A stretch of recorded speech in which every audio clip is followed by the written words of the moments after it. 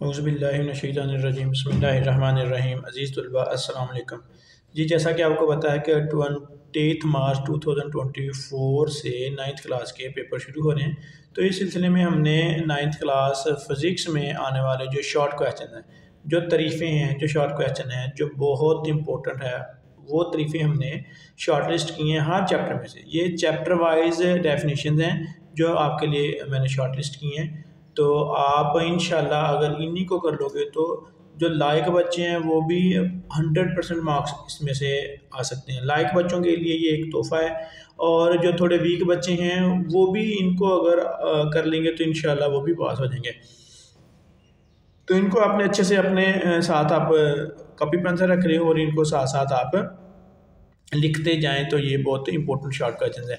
जी चलें हम अपने टॉपिक की तरफ चलते हैं। ये कुछ शॉर्ट क्वेश्चन जो मैंने आपके लिए शॉर्ट लिस्ट किए हैं, ये चैप्टर वाइज मैंने बताए हैं। जैसा कि चैप्टर नंबर 1 स्टार्ट करते हैं। चैप्टर नंबर 1 में जो मोस्ट इंपॉर्टेंट शॉर्ट क्वेश्चन हैं वो 7 शॉर्ट क्वेश्चन है जो मैंने आपके लिए शॉर्ट लिस्ट किए हैं। जैसा कि फिजिकल क्वान्टिटीज़, याद रखें ये डेफिनेशन शुरू करने से पहले मैं आपको एक बात बता दूँ कि फ़िज़िक्स में हर शॉर्ट क्वेश्चन के 2 मार्क्स अगर आपने देने हैं तो जो भी डेफिनेशन हो, डेफिनेशन लिखो, फिर बताओ कि ये वो वेक्टर है या स्केलर है, फिर उसका आपने यूनिट लिखना है, फिर आपने इक्वेशन लिखनी है। अगर इक्वेशन बनती होगी तो इक्वेशन भी आपने लिखनी है। इक्वेशन मतलब फार्मूला।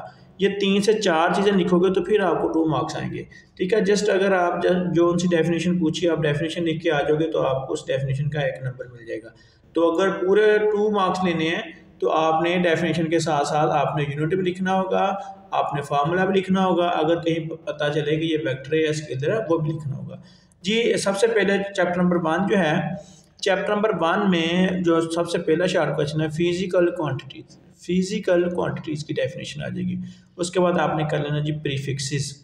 प्रीफिक्सेस की डेफिनेशन बहुत इंपॉर्टेंट है। Significant notation, sorry scientific notation बहुत इंपॉर्टेंट है। ये साइंटिफिक नोटेशन की डेफिनेशन भी करोगे और साथ में यहाँ पे एग्जांपल भी दे दोगे।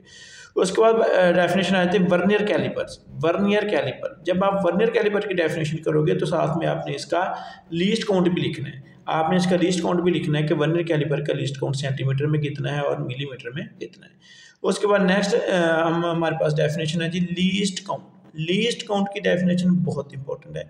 इसी तरीके से ज़ीरो एरर, ये least count and zero error ये बहुत इंपॉर्टेंट डेफिनेशन है। पूरे चैप्टर में से आपने ये 6 या 7 डेफिनेशन करनी है। लास्ट 7 जो है सिग्निफिकेंट फिगर।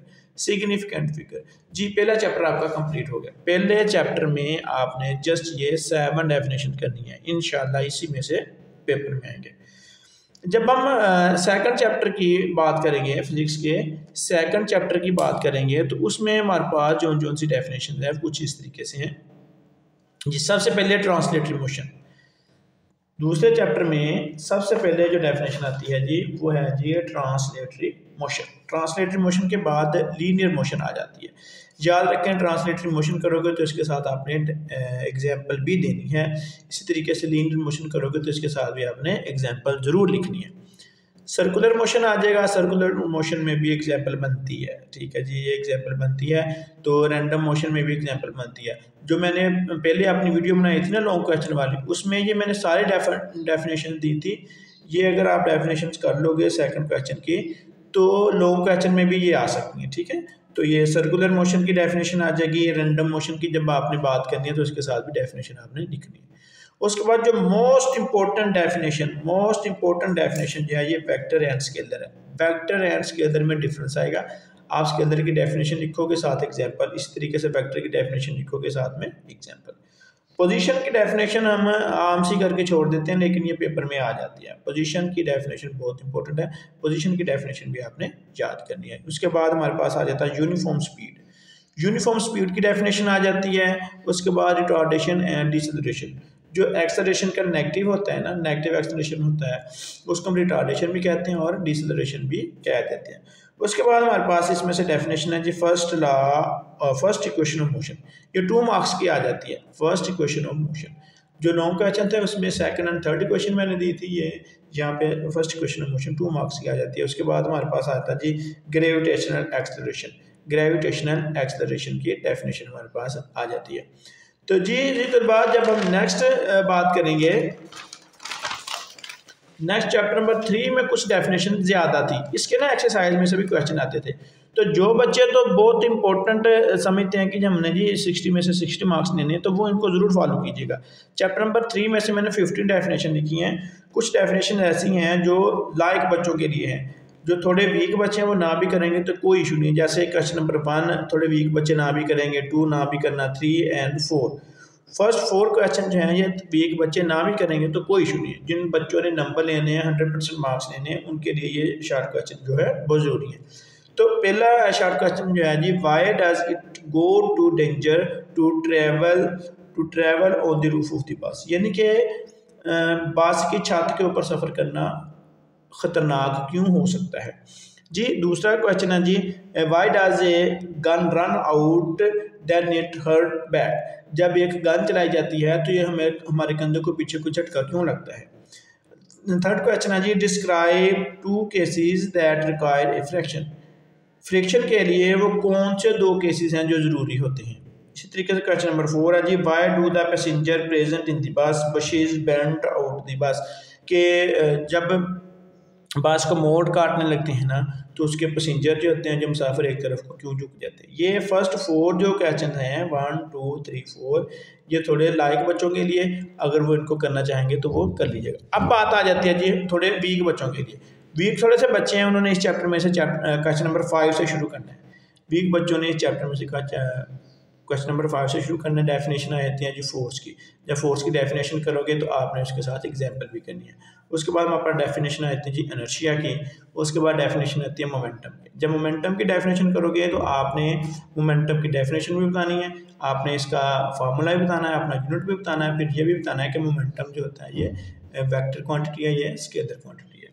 उसके बाद जी डेफिनेशन जो मोस्ट इंपॉर्टेंट डेफिनेशन है, ये लॉन्ग क्वेश्चन में भी आ जाती है, mass and weight. Differentiate between mass and weight, mass और वेट में आपने वजन फर्क करना है। क्वेश्चन नंबर 9 आइसोलेटेड सिस्टम बहुत इंपॉर्टेंट है। आइसोलेटेड सिस्टम की डेफिनेशन बहुत इंपॉर्टेंट है। इसी तरीके से फ्रैक्शन है और कोफिशिएंट ऑफ फ्रैक्शन, ये 11 जो डेफिनेशन है कोफिशिएंट ऑफ फ्रैक्शन। जब बात करेंगे हम जी फ्रैक्शन के कुछ एडवांटेजेस होते हैं, कुछ डिसएडवांटेजेस होते हैं, ये भी बहुत इंपॉर्टेंट है। आपने बेनिफिट लिखने फ्रैक्शन के 2 बेनिफिट्स लिख देना, यानी कि एडवांटेज ऑफ फ्रिक्शन। इसी तरीके से disadvantage of friction, disadvantage of friction, friction के 2 नुकसान भी आपने लिख देने। उसके बाद ये मैंने लॉन्ग क्वेश्चन में भी दिया है, क्वेश्चन नंबर 14 जो है method to reduce friction, friction को कम करने के जो मेथड है ये मैंने लॉन्ग क्वेश्चन में भी दिया था। यहाँ पे क्योंकि शॉर्ट है तो यहाँ पे इसमें जस्ट 2 मेथड आपने लिख देने। उसके बाद हमारे पास आ जाए banking of road, banking of road. जी ये थर्ड चैप्टर था। फिर मैं आपको इसकी वजाहत कर दूँ। थर्ड चैप्टर में जो थोड़े लायक बच्चे हैं उन्होंने 1 से लेकर 15 तक ये सारे क्वेश्चन करने हैं। तो जो बच्चे थोड़े वीक हैं वो क्वेश्चन नंबर 5 से 15 तक करेंगे। नेक्स्ट हम बात करेंगे चैप्टर नंबर 4 की। चैप्टर नंबर 4 की जब हम बात करेंगे तो इसमें जो सबसे इम्पोर्टेंट क्वेश्चन है वो है जी head to tail rule. Head to tail rule बहुत इंपॉर्टेंट क्वेश्चन है। क्वेश्चन नंबर 2 की बात करेंगे तो ये फोर्स के रेक्टेंगुलर कंपोनेंट है। फोर्स के रेक्टेंगुलर कंपोनेंट या परपेंडिकुलर कंपोनेंट आ जाएंगे तो आपने लिख देना जी F X is equal to F cos theta, F Y is equal to F sine theta. उसके बाद most important definition rigid body. Rigid body की डेफिनेशन बहुत इंपॉर्टेंट है। Axis of rotation, movement arm, centre of mass, इसी तरीके से centre of gravity, इस तरीके से कंडीशन फॉर इक्विलिब्रियम। ये बहुत इंपॉर्टेंट क्वेश्चन हैं जो आपने करने हैं। ये 4 चैप्टर के क्वेश्चन थोड़े ज़्यादा थे। नेक्स्ट जो चैप्टर आएंगे वो क्वेश्चन बहुत कम हैं, बहुत थोड़े क्वेश्चन हैं उसमें। जैसा चैप्टर नंबर 5 में आपने जस्ट 4 शॉर्ट क्वेश्चन करने हैं, जैसा कि आर्टिफिशियल सैटेलाइट कौन से होते हैं, सैटेलाइट की डेफिनेशन कर देनी है। आपने formula for gravitational acceleration, gravitational acceleration का जस्ट आपने फार्मूला लिखना है, ठीक है। Formula mass of the earth, earth का फार्मूला, अर्थ का आपने मास का जो फार्मूला बस आपने वो लिख देना। ये chapter number 5 complete. Chapter number 6 की बात करेंगे तो हमारे पास जस्ट इसमें से हमने 7 डेफिनेशन की हैं। जैसा कि वर्क है, जब वर्क की डेफिनेशन करोगे इसका फार्मूला भी करोगे, आप ये भी बताओगे कि वेक्टर है कि स्केलर है, इसका यूनिट भी बताओगे। काइनेटिक एनर्जी की है, मैकेनिकल एनर्जी की है, फॉसिल फ्यूल बहुत इंपॉर्टेंट है। फॉसिल फ्यूल किसको कहते हैं जी, हम फॉसिल फ्यूल कहते हैं जी पेट्रोल और गैस एंड उसके बाद हमारे पास आ जाती कोयल। उसके बाद हमारे पास मैथ्स एनर्जी इक्वेशन है जी, एफिशिएंसी है एंड पावर। ये 6 चैप्टर में से आपने ये क्वेश्चन करने हैं। फिर बात आ जाएगी चैप्टर नंबर 7 की। चैप्टर नंबर 7 में से जस्ट 4 डेफिनेशन, चैप्टर नंबर 7 में से जस्ट 4 डेफिनेशन करोगे जी।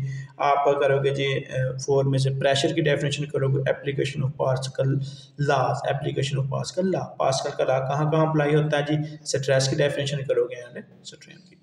जी हम आगे बढ़ते हैं चैप्टर नंबर 8 की। तो इसमें से जस्ट हमने 3 डेफिनेशन करेंगे जी, टेम्परेचर की, इंटरनल एनर्जी की एंड इवेपोरेशन की। उसके बाद बात करेंगे चैप्टर नंबर 9 की। तो ये हमारा लास्ट चैप्टर है।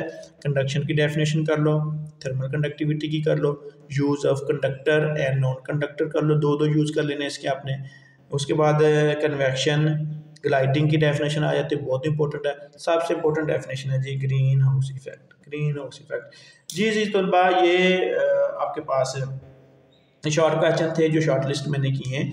तो जो थोड़े से वीक बच्चे हैं वो अपने मुताबिक डेफिनेशन देख लें। जो से चैप्टर में डेफिनेशन थोड़ी हैं, जैसा कि चैप्टर नंबर 4 में थोड़ी हैं, चैप्टर नंबर 5, 6, 7, 8 एंड 9।